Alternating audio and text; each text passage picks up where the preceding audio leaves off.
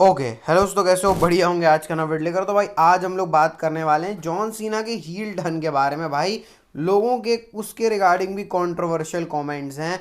थोड़ा बहुत Roman rings, निक ऑल्डिस, Randy Orton की कहानियां, ब्रॉक रेजनर की भी आज थोड़ी सी बात होगी और साथ साथ में ही आज रॉयल रंबल 2026 के पॉसिबल विनर के बारे में बात होने वाली है। तो भाई आपको कुछ नहीं करना है, देखना है वीडियो को लास्ट तक। देर किस बात की, फिर स्टार्ट करते हैं आज का वीडियो। भाई स्टार्टिंग ही कर लेते हैं हम लोग जॉन सीना के हील टर्न के बारे में। हॉक हॉगन ने उसके रिगार्डिंग बहुत इंटरेस्टिंग कमेंट किया है, तो इसको सुनना भाई। हॉक हॉगन कहते हैं जॉन सीना का जैसा हील टर्न लोग एक्सपेक्ट कर रहे थे वैसा जॉन सीना का हील टर्न बिल्कुल भी नहीं हुआ। मतलब ऐसा कोई खतरनाक सा नहीं लग रहा है जॉन सीना की भाई बिल्कुल आ गया है जॉन सीना, बिल्कुल वो ऑरा फील नहीं हो रहा है हॉक हॉगन को। उन्होंने रॉक वॉक का सबका एग्जांपल लेके इसको एक्सप्लेन भी किया, तो अगर मैं इसमें अपनी भी प्रकाश डालूंगा भाई तो सही बोला है हॉक हॉगन ने। बिल्कुल मैं जो स्टेटमेंट है उससे सहमत हूँ भाई कि जॉन सीना का हील टर्न अभी तक मतलब समझ में नहीं आ रहा। अब देखो, जॉन सीना आता है, प्रोमो कट करता है, फिर उसका कोई अपोनेंट आता है, वो जॉन सीना को रेल देता है बिना बात के लिए। तो मतलब जॉन सीना सिर्फ बोलने भर का है, ऐसा कैरेक्टर चल रहा है जॉन सीना की। जब करने की बात आती है तो भाई ये आदमी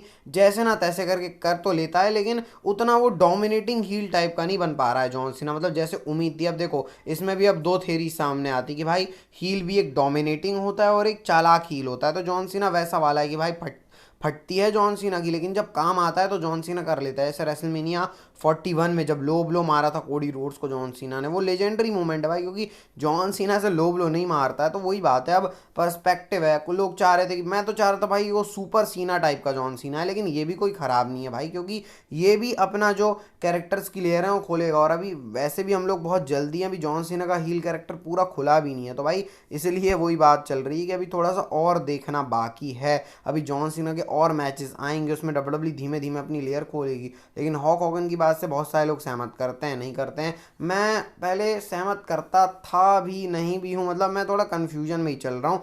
मतलब अभी देखना पड़ेगा वो तो। अब मैं इस पर तब कमेंट करूंगा जब जॉन सीना का पूरा फेयरवेल टूर खत्म हो जाए, क्योंकि पहले से किसी चीज़ के ऊपर अपना स्टेटमेंट देना सही बात तो नहीं है भाई। तो नेक्स्ट हम लोग चलते हैं और ये लिस्ट देख सकते हो आप स्टोन कोल्ड स्टीव ऑस्टिन के 4 ऐसे सुपरस्टार जो भी बिजनेस को टेक ओवर करके चल रहे हैं। रिया रिप्ली, शार्लेट फ्लेयर, बेली और ब्रॉन ब्रेकर, ये नाम हॉक हॉगन ने दिया हुआ है भाई। खासकर मैं मतलब देख रहा हूँ रिया रिप्ली और ब्रॉन ब्रेकर हर लिस्ट में है। तो भाई अब यहाँ से समझ जाओ कि डब्ल्यूडब्ल्यू के जो एसेट्स हैं वो कौन से सुपरस्टार्स हैं। तो भाई इसमें डब्ल्यूडब्ल्यू आने वाले टाइम में बैट लगा सकते हैं। शार्लेट फ्लेयर और बेली का तो लगभग हो ही गया है। रिया रिप्ली और ब्रॉन ब्रेकर के ऊपर डब्ल्यूडब्ल्यू को जबरदस्त अपना काम करना पड़ेगा। जरा ड्राफ्ट की बातचीत भी कर लेते हैं। तो डब्ल्यूडब्ल्यू का ड्राफ्ट इस साल होने वाला है। अभी एक्सपेक्टेड डेट तो मई से जून के ही बीच में है। पता नहीं भाई इस ड्राफ्ट ऑफ करवाते क्यों हैं इन लोग, क्योंकि उसका कोई मतलब रहता नहीं है। जब रॉ में बंदे को जाना है वो रॉ में जाएगा, स्मैकडाउन में जाना है स्मैकडाउन में जाएगा, कोई मतलब है नहीं भाई। डब्ल्यूडब्ल्यू नया सुपरस्टार को हायर कर रही है जिसका नाम जेफ कॉप है। अब इनको अगर आप लोग नहीं जानते हो तो मैं भी नहीं जानता था भाई। ऑल एलिट रेसलिंग के स्टार हैं,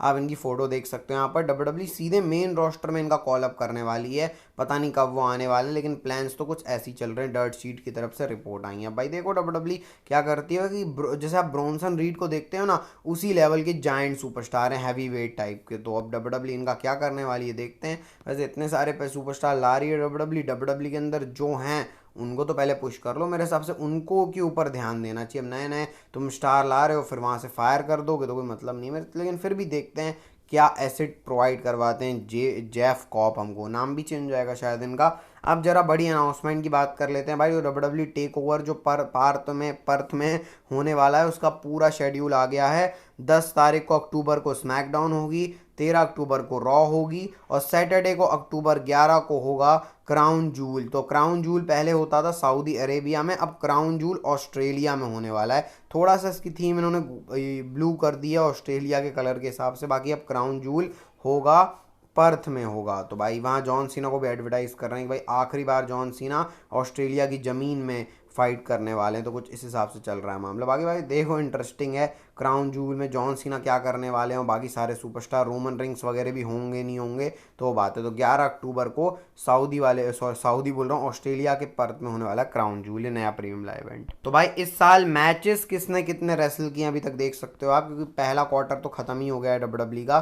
तो उसके अंदर एले नाइट ने 25 मैचेस और फिर उसके बाद स्टेफनी वैंकूवर ने 24 और फिर ये कुछ एनएक्सडी के सुपरस्टार है। तो इन्होंने मोस्ट मैचेस रेसल किए हैं 2025 के अंदर। तो भाई एले नाइट को तो उसका फल मिल ही रहा है। टिफनी वैंकूवर 2 चैंपियनशिप, 1 चैंपियनशिप, तो चक्कर तो चल ही रहा है यहाँ से। तो अब जरा बात कर लेते हैं निक ऑल्डिस और रैंडी ऑर्टन के पॉसिबल रेसलमेनिया 41 के मैच के बारे में। तो भाई इसके बारे में चीज़ ये पता चली है कि डब्ल्यूडब्ल्यू कभी चाह ही नहीं रही थी कि रैंडी ऑर्टन और निक ऑल्डिस का मैच भी हो। ये सिर्फ वो एक हफ्ते की स्पॉटलाइट के लिए डब्ल्यूडब्ल्यू ने आरके पढ़वा दिया था रैंडी ऑर्टन के हाथों निक ऑल्डिस का, क्योंकि डब्ल्यूडब्ल्यू कहा था कि रैंडी ऑर्टन ने 2 बारी का बोला है तो अगले बारी का भी पढ़वा दिया। तो ऐसे कुछ फ्यूचर प्लान्स थे नहीं डब्ल्यूडब्ल्यू के, मतलब मजे ले लिए सीधे सीधे। अब जरा ब्रॉक रेजनर भाई साहब के बारे में भी अच्छे से बात कर लेते हैं। तो भाई हॉगन ने इस चीज को रिवील किया कि जब 2012 में यूएफसी से आए थे ब्रॉक रेजनर, तो हॉक हॉगन वर्सेस ब्रॉक रेजनर का डब्ल्यूडब्ल्यू प्रोग्राम प्लान कर रही थी। अब आज से 2012 को कितना टाइम हो गया, 12 साल के आसपास हो गया, 12-13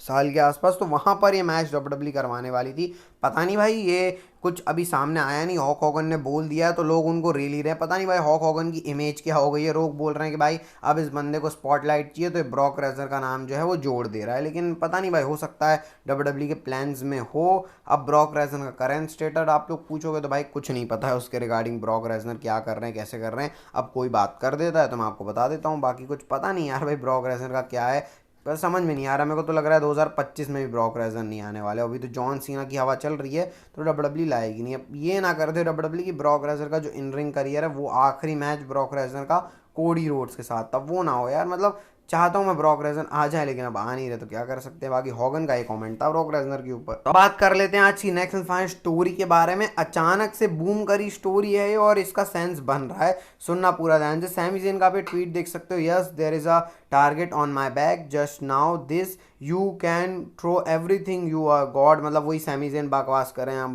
बकवास नहीं बोल रहे हैं यहाँ पर कि भाई तुम कुछ भी कर लो, टारगेट हुआ है मेरे को, लेकिन I am not going anywhere, I will become a world champion, ऐसे करके सैमी ज़ेन ने बोला है।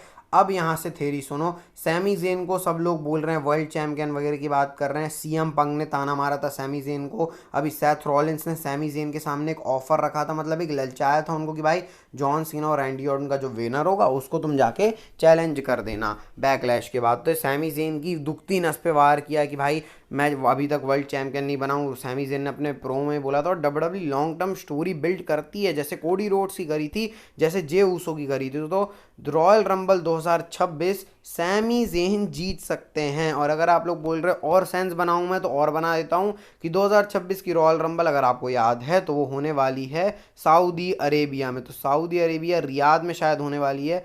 वहाँ पर सऊदी अरेबिया, सैमी ज़ेन का कनेक्शन सऊदी अरेबिया से। उसके बाद अभी ये स्टोरी नहीं पकाई है तो 2026 का रॉयल रंबल सैमी ज़ेन जीत सकते हैं भाई। और वहाँ से डब्ल्यूडब्ल्यू नई सैमी ज़ेन की स्टोरी चला सकती है, क्योंकि एक ना एक टाइम पे तो सैमी ज़ेन को भी वर्ल्ड चैम्पियन बनना है। तो भाई जे ऊसो के बाद अगला नंबर सैमी ज़ेन का है। हम सब बड़े स्टार प्रेडिक्ट कर रहे हैं डब्ल्यूडब्ल्यू सैमी ज़ेन को जिता रही है। तो भाई कुछ भी हो सकता है। अगर आपको ये वाला वीडियो अच्छा लगा तो लाइक सब्सक्राइब कर देना। मिलते हैं आपको नेक्स्ट वीडियो में। हेल्थ का ध्यान रखना, health is wealth. Bye bye, take care. तो कल स्मैकडाउन के रिव्यू में मिलते हैं आप।